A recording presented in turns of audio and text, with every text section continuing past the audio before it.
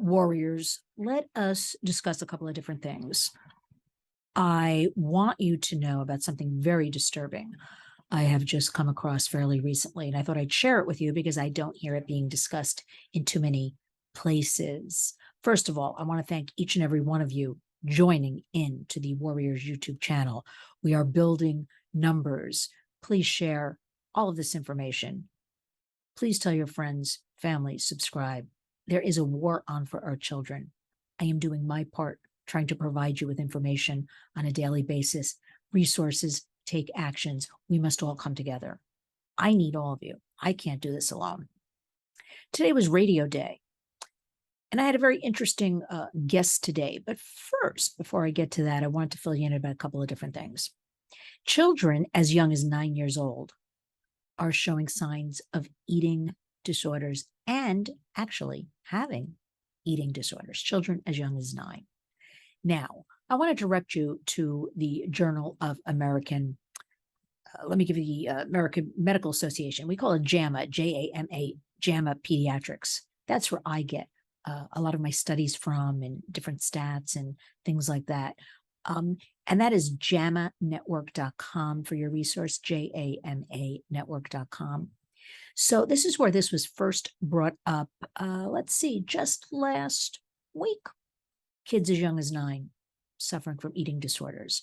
With everything that has gone on in our country and across the world, I'm focusing right now on the United States. We're in our third year, Warriors, of all of this COVID and this new reality and this new way of living.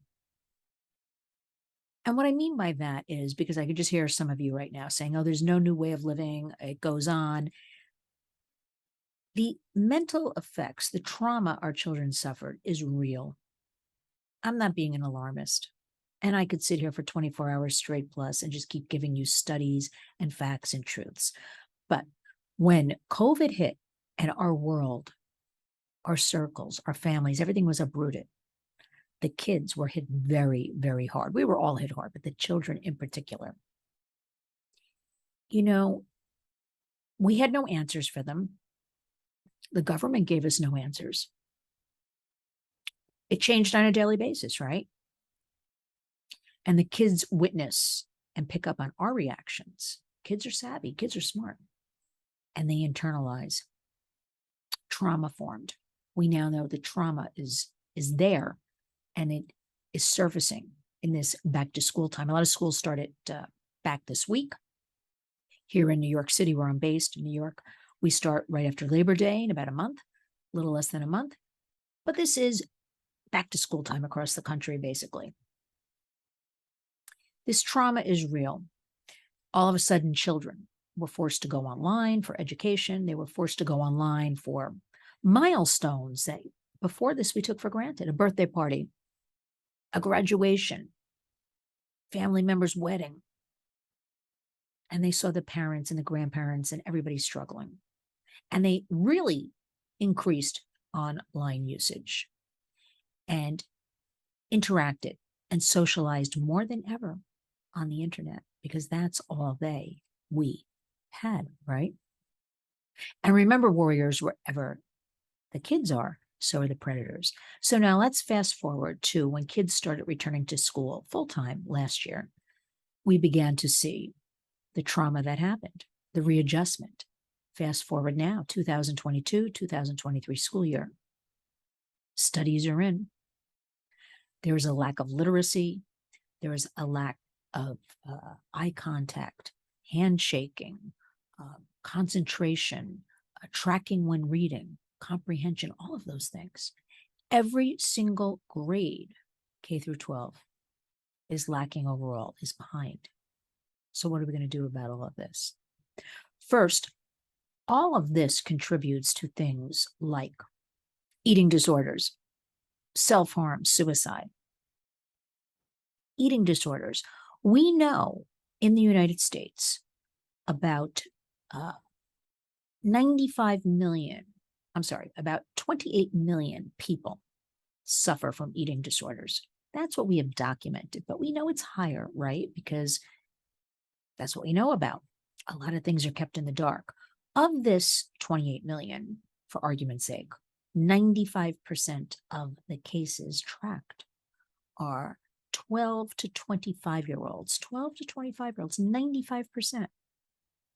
This trauma of what everybody has gone through, the children in the last couple of years, certainly adds to all of this vulnerability and all of these disorders. So now the new studies are coming in. Kids as young as 9 and 10, right? Should that alarm you? Yes and no. Because also with suicide, we know that 40% of the kids showing up in emergency rooms to deal with trying to commit suicide, suicide ideation, all of that are 11 and under. So the ages are getting younger and younger, suffering this trauma. So what are you going to do about eating disorders? There's only one thing to do, warriors. I say it all the time. The best resource is being there, is being present, is being on top of things. Does your child's, eating habits, have they changed? Child's moods, things like your gut instinct. That's always a good one with me. That always works. It rarely, if ever, lets me down, come to think of it. And know what is going on. And then know how to talk to your child, which is basically non-confrontationally, talk to them. And also, let me remind you to be very aware how you interact with foods, how you talk about foods, how you talk about your body.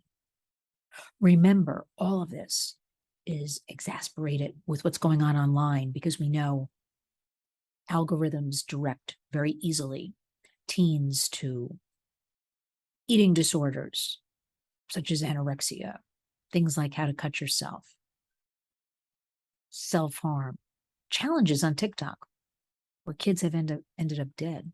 So keep in mind all this trauma. It's not just some little alarm.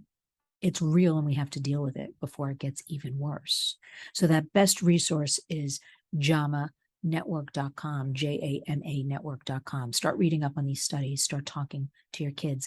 Everything I tell you about, I start with communicate, talk to the kids. So we have that going on, the trauma of COVID and how the kids are paying the price right now. I did a great newsletter, which went out this morning. Please subscribe. Go to lynswarriors.org. Scroll down on the right side, it says e-newsletter, and it's all about back to school. Debunked the realities. Because after a summertime and everything that's been going on the last couple of years, kids sleeping in, kids having no real schedule, and I'm talking now after the summer, kids spending a lot of time online. Now we got to buckle down. So let's use this back to school period to get on track with all of these issues we're talking about. And you have so many great resources available to you, and so many of them free. You have things like you can use the Gab phone. I don't get paid by them. This is not, I just know I like the product. The product works. That website is gabb.com, gab.com. You can text, you can call, but you can't be on the internet, and especially for the young kids. You have things like the Griffin router. Do you know about routers? GRYPHON. Go to griffinconnect.com. Parental controls, different ways to route to your children's devices, to turn off internet. You got to know about these things. It's 2022, okay? Feeding into this trauma, my guest today on my WVOX radio program, Mary Bodden.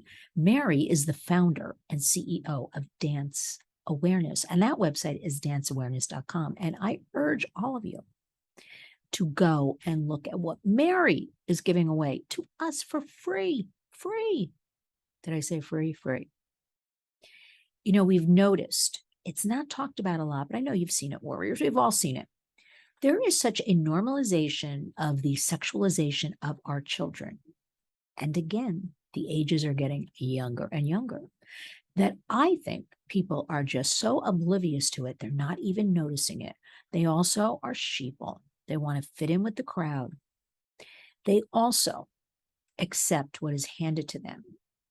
Mary brings to the table, she is a dance educator with degrees in dance. She knows the history of dance over the years. She knows all about dance. Dance is positive, at least in my day, positive, increased all kinds of awareness, brain power, the artistic side.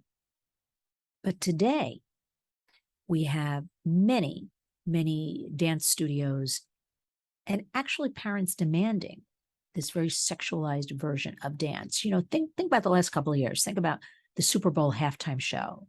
Shakira and J-Lo and shaking their booties, scantily dressed. Think about the images of the Kardashian women every single day, deluge online, in their underwear, in their bikinis, in their whatever. This has been thrown at the kids. It's become normalized. What is shocking is that dance in 2022, and overall, and Mary has all the stats, again, that's Mary Bodden, danceawareness.com, is that it is hypersexualized. Now, what does this mean? This means a lot, but if that's, I was a kid during the women's movement in the early 70s. Let's talk about, I'll start with 1969. I remember that up until the early mid 70s. Okay. And it was women's, equal pay, women's empowerment. Let's get women out of the kitchen. Let's pay women equal to men, childcare, all of that. I'm so sad at my age to think now in 2022 that girls and teens and young women think that their only attribute is, can I look sexy? Do I look sexy? This is sexy. Look at my body. I'm no prude, warriors, but this is in no way any kind of empowerment. And that dance throughout our country, classes, studios, even cheer squads are sexualizing all of this. And it's being accepted and it's being escalated. And that parents, and this, I'm not judging parents. Parents are overwhelmed. Parents, their children can do as they please. I'm just suggesting, why are the parents or caregivers going along with this? Because privately, I've had a lot of them say to me, I couldn't believe it. I showed up for a cheer team, exhibition, and the girls practically had no clothes on and waving their body parts in men's faces, and men in the audience and teenage boys, catcalls and making crude comments. So this is accepted. This is what we think of our girls. We have to do better. Our children are our future, and our children deserve better. I also was talking today on my radio program. So again, let me finish up with read about dance, because we're not talking about it enough. I started in the MTV days in my professional career, back a few decades. And looking back at that, remember all those videos that we loved and couldn't wait for them to break? And all of the women pretty much were treated. Those initial videos in the beginning of MTV, it was a very sexual kind of thing. Nobody said anything. Nobody fought it. It was accepted. Let's fast forward. We got to do better, right? Better. So, danceawareness.com, Mary has a toolkit, free, by the way. Great little videos, because these are uncomfortable subjects, right? So you may want to talk to your kids, grandkids, but Mary does all the work for you. If you watch these little videos, some of them are 5-6 minutes. She takes that uncomfortable out and explains it. Or, you can share that video. You can watch it together, or you can send it to a teen and then have a conversation about it. You can send it to family members. You can send it to friends. That's a good way to start. Mary has an ebook outlining all of this that I'm talking about. So you can see the history and you can see the pros and cons. Dance used to be empowerment, to what she calls from healthy to harmful. And as Mary points out, and I'll have this interview up shortly on our website and tweeted and Facebook, of course. But Mary brings up a good point where, you used to drop your child off, pick them up an hour later, didn't think twice about it, right? Now you got to think about it, warriors. You're going to put your child in a dance class or any class for that matter, a violin class, a piano class, guitar class. You better vet that school, that establishment. You better vet that individual teaching your child. You better understand your child is never to be alone with another adult without other kids or adults present. You need now, it's a different world to do your work. You need to know what the curriculum will be, even for something like tap dance. You've got to be on top of it. These are your kids, so take action. Then I came across what was sent to me recently. 85% of parents use tech just to keep the kids busy. 85%. Might as well say 100. 1 in 4 kids will meet a stranger online. No, 1 in 4 kids, let me get this straight, will meet a stranger who, actually I was right. Bear with me. 1 in 4 kids will meet a stranger who contacted them online. 1 in 4 will meet a stranger they met online. This is the arm reaching into the computer for your child. The predators are lurking all over. 1 in 4. We're not doing enough. You're not understanding. The kids are not understanding. We got to step it up. Back to school time, 2022. Let's step up all of our actions. Then 68% of kids' online activity is not monitored. I can hardly say it, monitored by parents. 68%. And again, it's higher. These are the stats that came out. We have a lot of work to do. I found our Warriors Book of the Month for August is a really good read. I suggest it. Again, you can find all this on the Lynn's Warriors website. Easy, lynswarriors.org.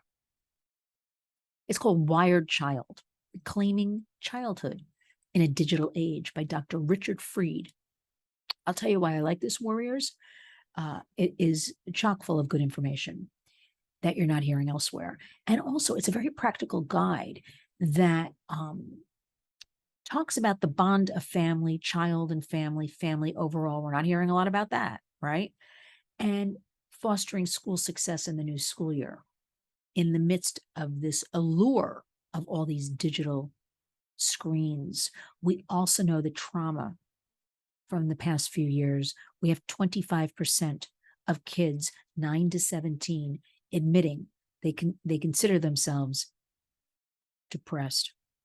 25%, 1 in 4 kids, depressed, sad, lonely. Okay. We also have about 20% of children talking about they're anxious. Now, I would debate that because I talk to kids college age down to practically newborn. I mean, who can ever talk, whoever can talk to me as my focus group. I'm always with a focus, getting real boots on the ground kind of information for the Warriors. 20%. Most kids report to me, including college kids, they're anxious. Now, when does that anxiety cross over into, preventing them from living their life? Well, that would be about 20% that are afraid and anxious and overwhelmed. And then, of course, we get into that whole discussion of you got to keep an eye on your child. You bring your child to the pediatrician, a doctor. Invariably, they try to turn around and give you drugs for your child, and it's a vicious circle. The number one thing I have learned, and I don't care if it takes you 1,000,000 tries with your child, and I don't care if they're 17 years old, you must communicate. You must talk. You must build trust on the ground where they are, right? Level that playing field. Take away, we're up here, they're down here, right? Because we have the internet now that we didn't have when we were kids to deal with. We didn't have to look at the Kardashians in their underwear every day. We didn't have to look at some 15-year-old girl that maybe just got a sports car because, I don't know, she did a TikTok challenge. We got to take control. Back to school debunked. Start 15 minutes a day, get off those devices and build up from there, because it is truly an addiction. And we have studies that show this. Kids are addicted. We have kids spending up to 11, 12 hours a day online. Then you sleep, you have to go to school, you have to eat, homework. I don't know. It's an addiction. A good tip is never to allow devices in a bedroom behind a closed door. Kids will stay up all night on the devices. Establish rules at your home. Talk to the kids. Create the rules together. Because believe it or not, the kids want us to do this. So we've got all that going on. But getting back to this book, The Wired Child, I urge all of you, by Dr. Richard Fried, to take that plunge and that start reading some books about all of this, because you're not alone. And there's strength in numbers. Remember, that's why we're the warriors. There's strength in numbers. And I urge all of you, it is so easy to go on Amazon and just order a book. And I get it. It's cheaper, comes to your doorstep, but do everything in your power. I'm not discouraging that, but I am asking you to support independent bookstores, because if they don't have the book, they can order it for you. We want to keep everybody in business employed, right? And with that, warriors, I want to leave you with, if 85% of parents use tech to keep their kids busy, what is going on? I'm available. You can always write to me, lynn@lynswarriors.org, with some questions, comments. Just know we have to do better, because our children are the future. Our children are precious. There is a war on for our children. And that is why each and every day, follow along with me. And again, I thank you so much for joining me. Please consider a donation. We're rolling out our educational program in September. I will also, in a couple of weeks, be listing volunteer opportunities. But if I reach one of you every day, each and every day, then I have done my job. It's time for all of us. It's 2022. There is a war on for our kids each and every day. Be a warrior.